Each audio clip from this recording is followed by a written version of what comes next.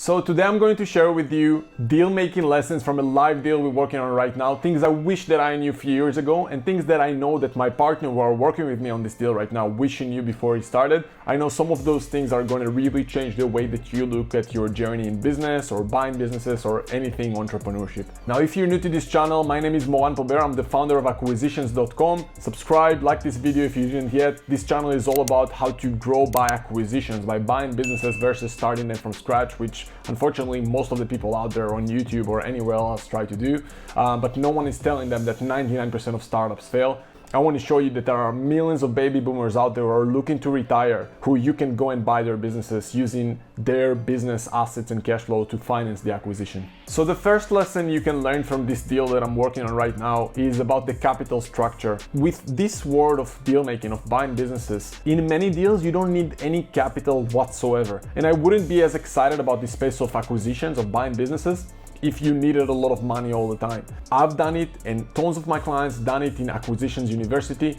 We're buying businesses where we literally just pay $1 down, which is like the legal fee that you need to pay to buy those assets. There are tons of structures that I'm talking about in the different other videos that I have on the channel or in the Acquisitions University program. Most of the deal structures, like with my clients, I show them like 13 different deal structures that they can make that are not involved any capital whatsoever. Literally all of that involved is like different negotiation strategies where you can get equity with putting nothing down. To put that in perspective, that's the baseline. That's the way you should look at the world of buying businesses to begin with. If you want to take your level to the next step, if you want to buy higher quality businesses, for example, if you wanted to go out there right now and buy Apple, right, or buy Facebook, I'm not saying that you're going to do it, but I'm saying you're going to buy a quality product, right? A quality business that the owner isn't necessarily like super motivated to sell, and you're paying like a fair valuation, like a fair accounting valuation or a fair market valuation, but maybe you need to pay more,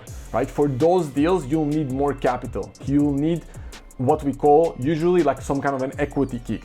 Now, it's not necessarily need to be your money. It can be your money. Like for example, when Facebook bought WhatsApp or Instagram, they used some of their own money that they have inside their balance sheet on their accounts. And some of the money to buy those businesses basically came from shares that they used, right? So they paid some of the money in cash and some of the money was paid using Facebook shares, right? So no money involved whatsoever in those deals. You can do the same, right? But to put things in perspective, if you want to buy a quality company, like I'm talking like legit awesome company where the owner isn't that motivated to sell, the only difference is just the amount of money you're going to put, right? So you need to understand the capital structure. The cost of capital is super important when you want to buy businesses.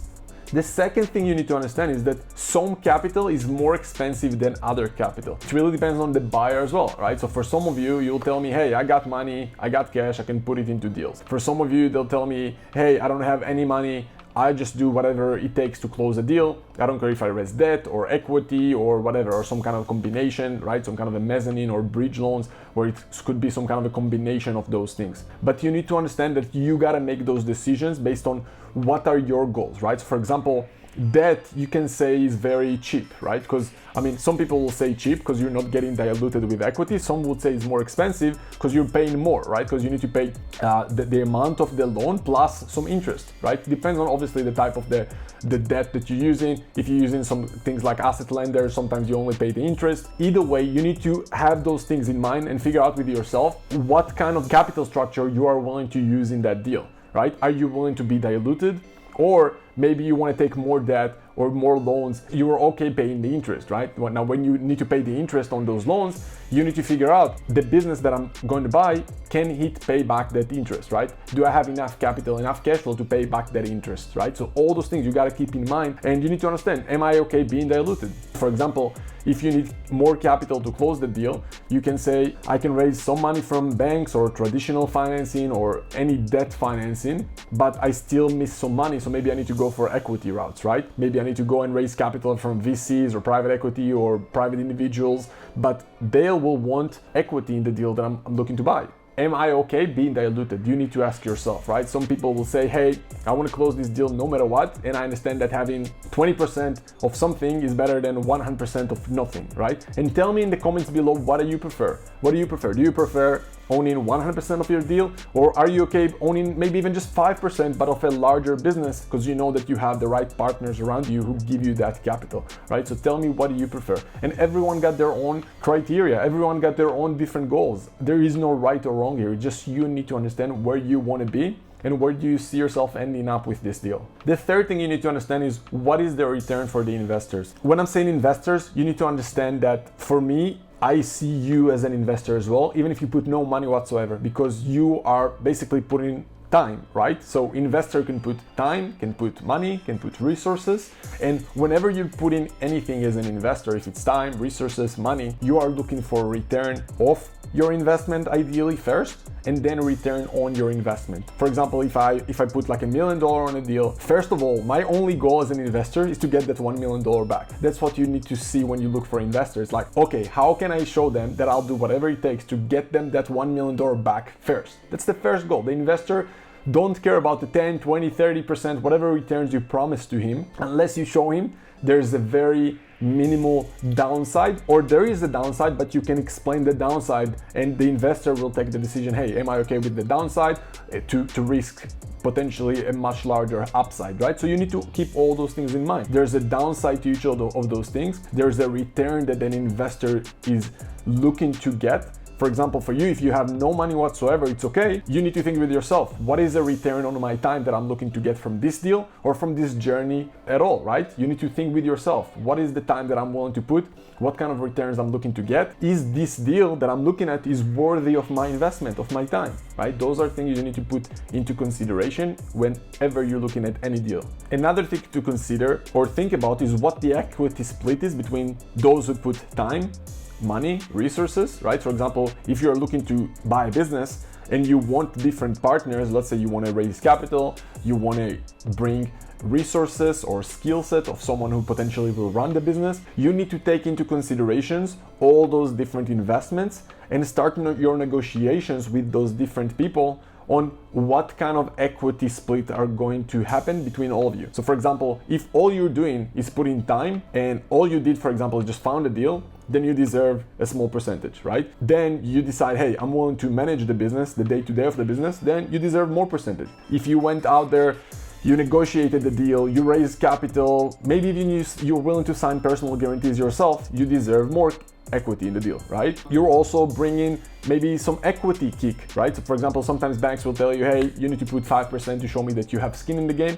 It can be your money, it can be someone else's money, but that person is willing to put that percentage.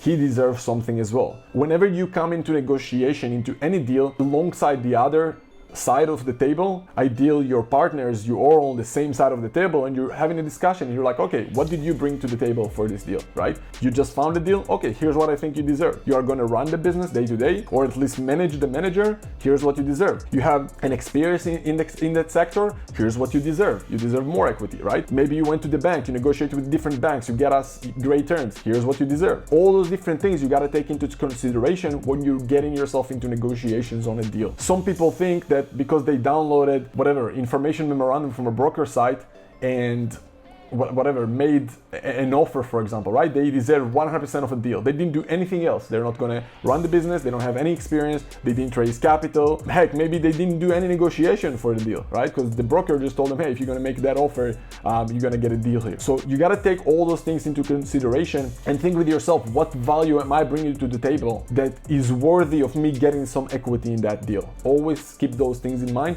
and definitely subscribe and like this video if you feel like you're getting value from this. I'm here shooting a video in my hotel. I have all those thoughts on this deal that we're working on right now, and I thought it's going to be super important to share them with you, and hopefully it's going to add some value to some of you. So those are some of the lessons that I wish that someone taught me a few years ago, and I know that my partner wished that he knew a few weeks ago. Literally, you need to understand every deal is different. That's what's making this world of deal making exciting. For us, this is a deal that my client found, negotiated, but I'm going to be the person who's bringing the money into the table. So we're having those discussions, back and forth discussions on who deserves what, right? Who deserves more equity, who's going to run the day-to-day, who's going to manage the manager, who have the plans to grow the business, who have the skill set, who have the experience, right? So all those things are coming into consideration. Even then, when we're looking to structure the deal, it doesn't matter if initially maybe I want less equity or more equity, there are ways to negotiate that as well to make it a win-win for everyone. And you gotta understand those different terms and terminology, right? For example, if I'm just bringing the money, I can ask for just equity in the deal. Or maybe another way to do it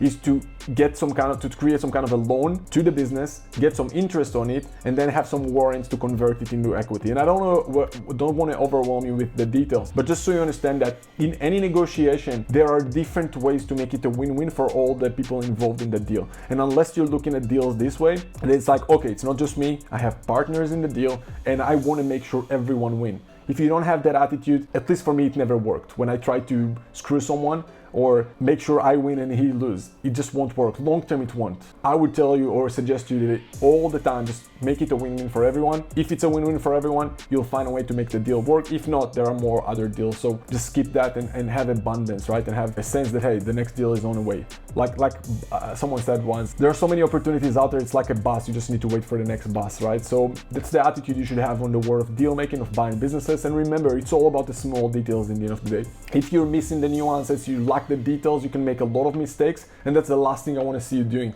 At the same time, the upside, if you're making it right, is amazing. I mean, I've done it dozens of times, and my clients are working right now. I don't even know, we probably built more than $100 million worth of businesses over the last year, which is insane to see. Like, I see people go from zero to owning a $7-figure, $1 million plus business in a few months. And it's just incredible to see that growth and progress. If you want to learn more about that, we're going to put some links below this video. Definitely like, subscribe. Let me know in the comments below what do you think. If you have any question, I will personally get in touch with you and answer. I'm going to put somewhere here a link for the next video that I suggest you to see. I think it's going to give you a lot of value to understand more the process, more the terminology. And like I said, if you want to see full A to Z process of how me and some of my clients bought 1 to 3 businesses in less than a year. I'm talking $1 million business at least, that have revenues, employees, clients, that they have management team in place to run those businesses. If you want to see more about that, we're going to put it below this video. Otherwise, go and see the next video here right now. And thank you for watching, and I'll see you soon.